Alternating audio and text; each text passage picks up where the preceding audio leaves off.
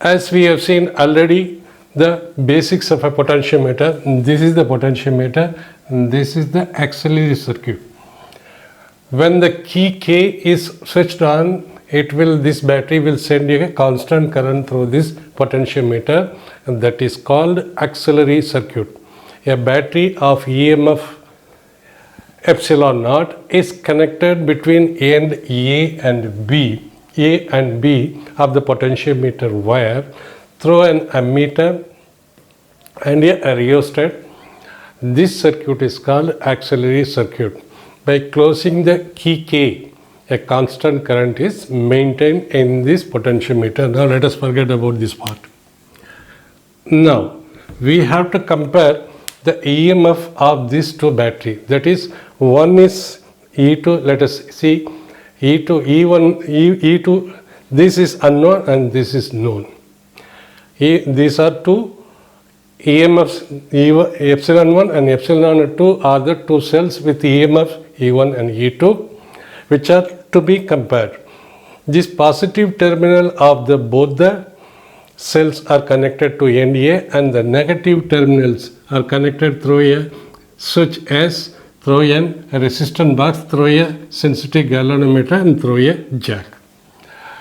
That is, the positive terminal of battery 1 and battery 2 are connected to end A of the potentiometer, and negative terminals of two ends are connected to end 1 and end 2, and the resistance box is inserted so that it will be a high resistance, so that if heavy current is flowing through this galvanometer, it may damage. Therefore, we use a resistance box of high resistance to prevent the excessive current flowing through the galvanometer. Now first let us check whether our connections are correct or not. First we will connect S to S1. S to S1, as it is, this is key is connected, and we take the jack and press it at point A. When we press it at point A, the galvanometer, see, galvanometer will be like this galvanometer, this we will see, and it will show deflection in one side. When we connect this one and press it, press this jack at end A. Now same thing, if we are taking to this end and pressing the jack this side, it will show deflection in the opposite direction. It means our connection is correct.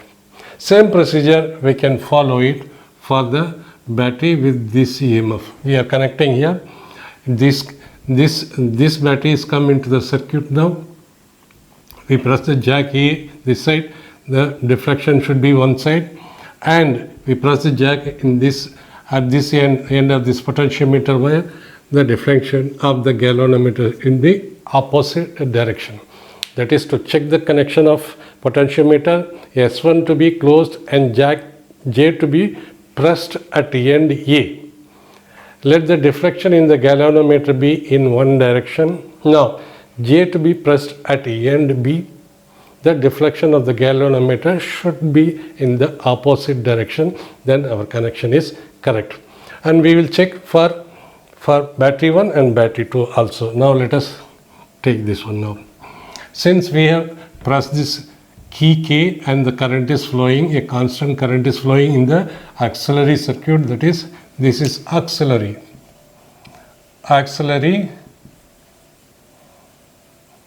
circuit. Current K is flowing, and this side is the positive side and this side is the negative side. See, there's a potential gradient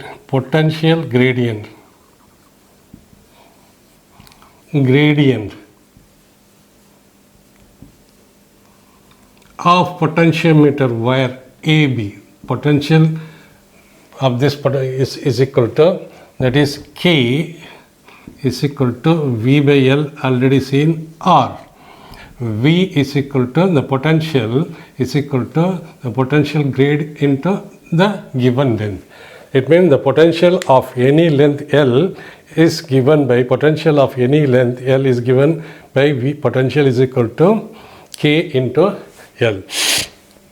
So we have checked the connections as well as now let us go for the working of this one. Now when switch K is closed, when switch K is closed, this is already we are closed, and now we are collecting this position S to this point. When we are connecting S to this point, such KS is closed and the position of S is placed at 1. Now the battery with EMF epsilon was is brought in the circuit. Now this is out, this is come in the circuit, and we move the jack. We move the jack on the wire AB of the potentiometer. Let this be the position J1. At this point, we get in zero deflection in this galvanometer. We move the jack here and there on the wire so that we get zero deflection in the galvanometer. Let the position be J1 and that length. Let us measure the length be L1. As it is, we know the EMF, that is EMF of, that is, this is potential between the point A and J1. This is A and J1. So we can say potential of the point VA J1 is equal to EMF of the battery E1, which is equal to K into that particular length. See, potential is equal to K into length. For this length, the potential is equal to, this potential is VA J1. By principle of potentiometer, the potential across AJ1 is directly proportional to the length of the wire L1, or we can say V1 is equal to epsilon K into L1, first equation, or this we can also prove. Let us see, when we connected this one, this is coming into, this circuit is forming a closed circuit. This is positive side. We move from this in this loop. We use KVL. Let us use KVL for the loop A. This one. So this it should be negative side because this is negative end. This is the positive end of this one. So KVL is, if we move this one, we are coming across the positive. We are moving from positive to negative. That is positive E1. Now again here we are moving from here to here. In this loop we are moving, that is minus, what is VA J1 is equal to 0, or we can write E1 is equal to VA J1 which is equal to K into L1. First equation we have written.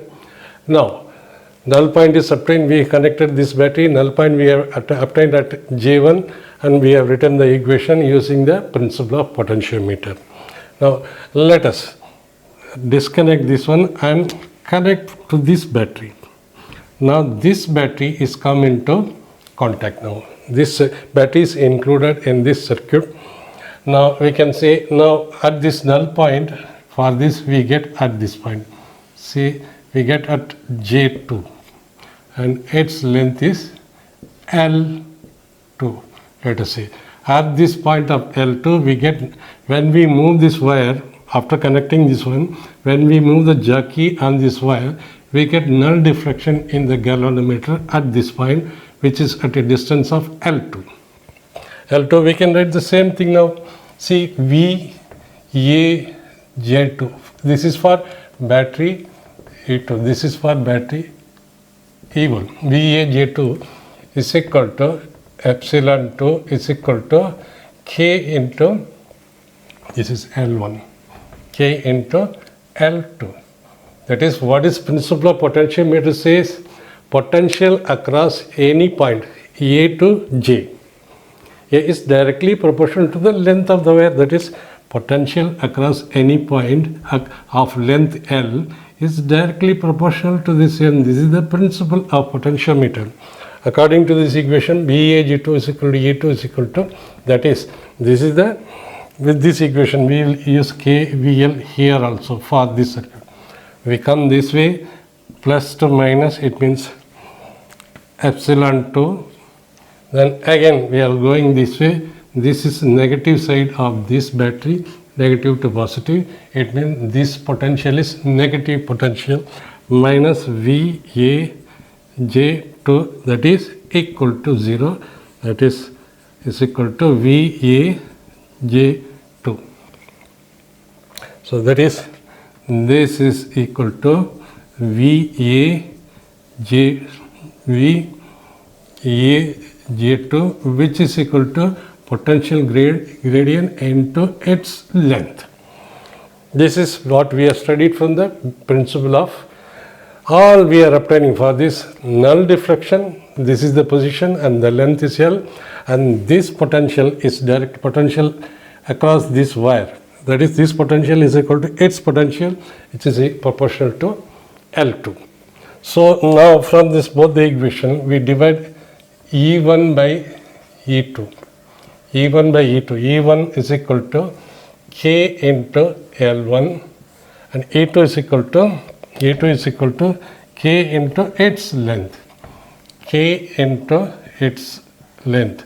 Cancelling this one is equal to L1 by L2, where we assume here E2 is unknown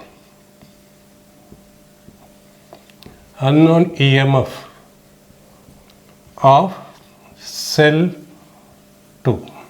It means we are comparing E1 by E2. So whereas E1 by E2 we can write E1 by E2 is equal to L1 by L2, or we can find out E2 is equal to E2 is equal to E1 E2 is equal to E1 into L2 by L1. By knowing the value, this is known value EMF. By knowing this value of this first cell EMF and the lengths, both the lengths, we can calculate the value of the EMF of the unknown cell. So here one more thing, we have to take the precaution. The EMF of this battery, this is EMF of this battery, this is EMF of this battery. Now here, to get null deflection,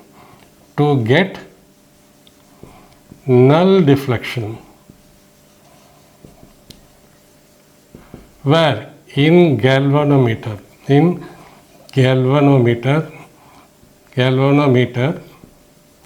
what should be the precaution? The precaution should be that E must be greater than E1 and E must be greater than E2. This must be greater than this battery EMF. This EMF should be greater than this EMF. Then only we will get, if this is less than, we will not get null position along the wire AB. If we move the jack here and there, we will never get the null position, null point.